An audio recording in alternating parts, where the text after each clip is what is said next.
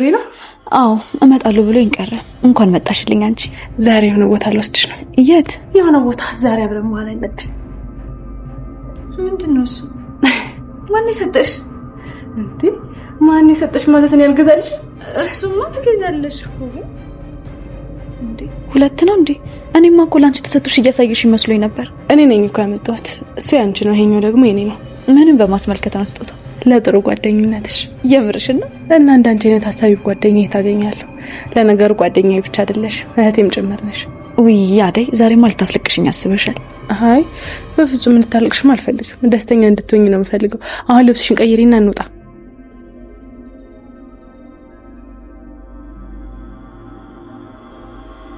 አንቺ ነሽ የመረጥሽው በጣም ነው የሚያምረው ወደድሽው በጣም በአሁን ሐሳቤን ሳልቀይር ቶሎ ልበሽና እንሂድ ቆይ ግን ዛሬ ምንድነው የተፈጠረው ምንድነው እሱ እዛው ቁጭ ብለን እነግርሻለሁ አልኩሽ እኮ አዲስ ነገር እንዳለማ እኮ ገብቶኛል ምን እንደሆነ ነው ያልገባኝ ወይ ለልዬ ደግሞ እዛ እነግርሻለሁ አልኩሽ አሁን ልበሽና እንሂድ አዴ ደግሞ አሁን ንገሪኛ ለልዬ እዛው ቁጭ ብለን እነግርሻለሁ አሁን ቶሎ በይ ልበሽ እሺ በቃ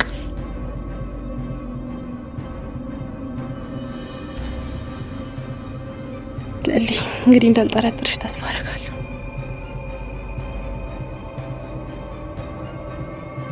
ለማን ብለሽ ነው ሩታ እንዴ ካፈቀርሽ ዶክተር በላይ እኮ አንቺ ትቀድሚያለሽ ማን አባቱ ምን ስለሆነና ነው እሱ አልተረዳኝ ብለሽ ይሄን አፍቃሪ የዋለብሽ የምትጎጂው ለማን ብለሽ ነው እኔ ማላቀው ሌላ ዶክተር አለ እንዴ ወይስ እኔ ደስተኛ ለማድረግ ብለክ ራስክን እየሰደብክ ነው እንደፈለግሽ ታረሹ ግን ደግሞ እውነታው አንቺ ቆንጆና በጣም ደስ የምትይ ልጅ ነሽ እውነት ስለዚህ ማንንም አላፈቀረኝም ብለሽ በፍጹም ልብሽ እንዳይሰበር አልገባኝም ዶክተር ለምንድን ነው ሁሉ ነገር ያወራክ ያለከው ፍቅሬን ማለት ማፍቀሬን አልተረዳከኝም አልተቀበልከኝም እንዴ ዶክተር እኔ እኮ ለመጀመሪያ ጊዜ ያፈቀርኩት አንተን ነው አይወልሽ ሩታ ምንም አትበለኝ ዶክተር አብረኝ እንድትሆን ፈልጋለሁ ታስፈልገኛለህ ዶክተር አንተ ደስታዬ ምንጭ ነህ በአንተ ደስተኛ መሆን ከጀመርኩ በጣም ቆይቻለሁ የኔ ቆንጆ የኔ ፍቅር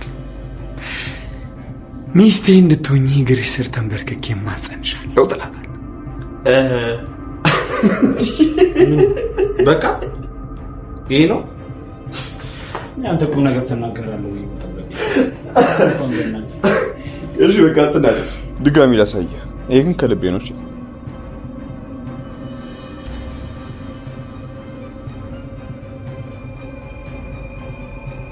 ኢንስፔክተር ምን ነው በሰላም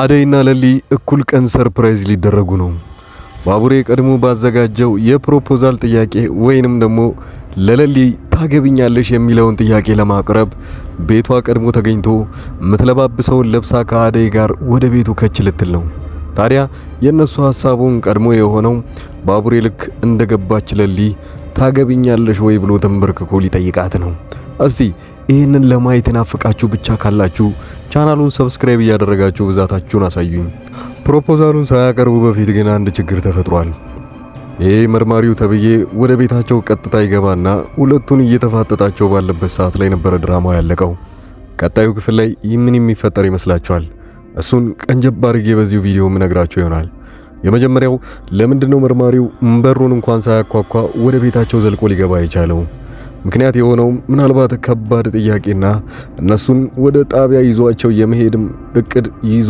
መጥቶ ገብቶ ሊሆን ይችላል ብለው ብዙዎቹ አስበዋል ነገሩ እንደዛ ነው ከባቡሬና ከዴቭ ጋር የሚያገናኛቸው ነገር ባይኖርም ግን ባቡሬ ወንድሙ ወይንም የገዛ ጓደኛው የልብ ጓደኛው እዛ ታስሯል እሱ እንዳመለጠም ጭምር ደግሞ ቤዛ ሰምታለች ቤዛ ቀድማውኑ ተስማ እንጂ ገጀራው ከዛ እስር ቤት ካመለጠ ያዘውዬ ምናልባት እሱን ፍለጋ ይሆናል ወደ ቤታቸው የመጣው እዛ እንደሌለ ሲያውቅና ወዲያውኑ ነገሩን እንደሚገባው ሲያውቅ ከዛ ቤት ለቆ መውጣቱ አይቀርም ባቡሬ ግን አንድ ነገር ይረዳል ለምንድነው ሊቃረብ ወይንም ደግሞ ሊፈታ በተቃረበበት ሰዓት ላይ ከዛ እስር ቤት አምልጦ መውጣት የፈለገው ነገሩ ግን በዚህ ተሸፋፍኖ ቢያልቅም አደይና ለሊ አንድ ላይ ወደዛ ቤት ውስጥ እንዴት ሰርፕራይዝ ሊደረጉ ይችላሉ የመጀመሪያው ነገር ምናልባት ለሊ ሰርፕራይዝ በተደረገችበት ሰዓት ላይ አብዛኞቻችሁ ኮሜንት ስታደርጉ የነበረው አደይም እንደዛው በዴቭ ሰርፕራይዝ መደረግ አለባት አጋጣሚውን ተጠቅሞ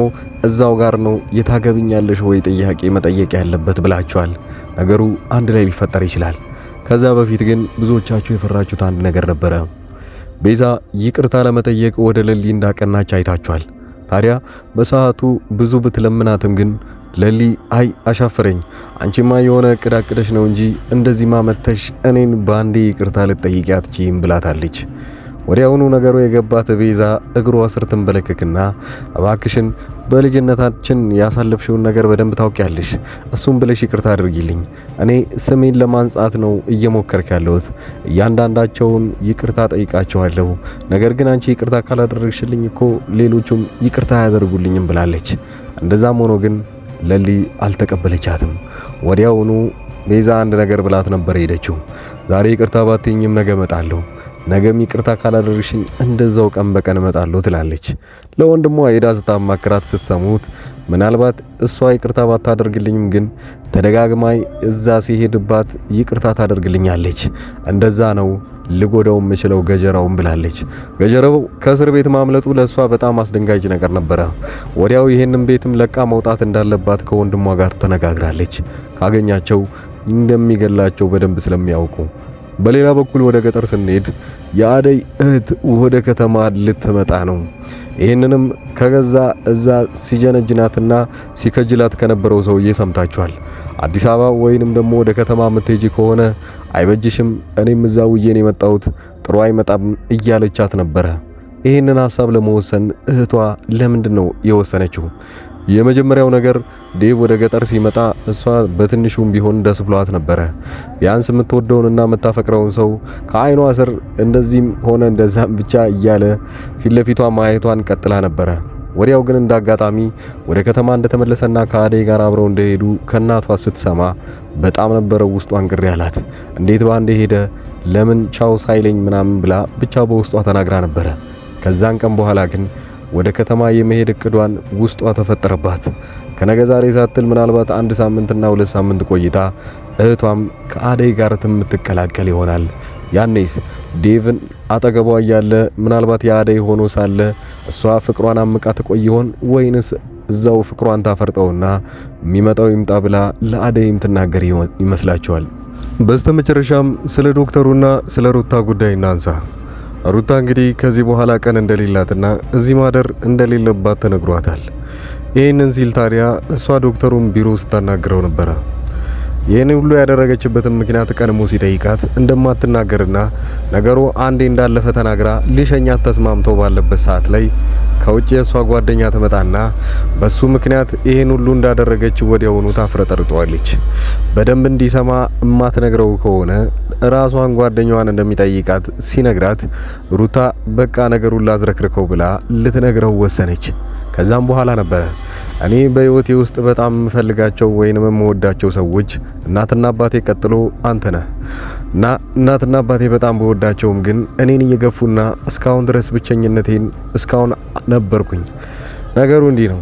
የነሱ በጣም በጎዳኝ ሰዓት ላይና ልባቸው እኔም በሰበረ ሰዓት ላይ አንተን ደሞ አፈቀርኩኝ። አንተም ቢሆን እንደ ቤተሰቦቼ እኔን ማሸሽና እኔን መግፋት ጀመርክ። ይሄንን ሁሉ ነገር ባየው ሰዓት ላይ እኔ የምወዳቸውና እኔ የምፈልጋቸው ሰዎች ለምን እንደሚሩቁኝ አይገባኝም እና እኔ እንደማልወደድ ገብቶኝ ነበር ራሴን ለማጥፋት የወሰንኩት ትለዋለች። ወዲያውኑ ዶክተሩ ግን ይሄን ማድረግ እንደሌለባትና አንቺ በጣም ቆንጆ ልጅ ነሽ፣ ዶክተሩስ ምን አባቱ ስለሆነ ነው አንቺን የማይወደው አንቺን የማያፈቅረው ይላታል። ይሄን ዚላት እንግዲህ በጣም ሩታ ትደሰትና ዶክተሩ አንተ እኮ ነህ ለምን እንደሌላ ሰው ታወራለህ ትለዋለች። እኔም ብሆንም ያው ነኝ ብሎ ይነግራታል። ወዲያው ሩታ የገባት ነገር አንድ ነገር አለ። ታዲያ ተወደኛለህ ፍቅሬን ተቀበልከኝ ወይ ብላ ስትጠይቀው ያኔ ግን ዶክተሩ ዝምታውን ነበር የመረጠው። ወዲያውኑ በሐሳቡ አደይ ፊት ለፊቱ እየመጣችበት እሷን ፍቅሩ ሳይለቀው መቼም ሌላ ፍቅር መጀመር እንደሌለበት እያሰበ ዝምታውን እንደዛው ሲቀጥል ሩታ ወዲያው መለስ ስትልና ያ ማለት እንደዚህ ዝም ካልከኝ እኔን እንደማትቀበለኝ አድርጌ ነው ማስበው።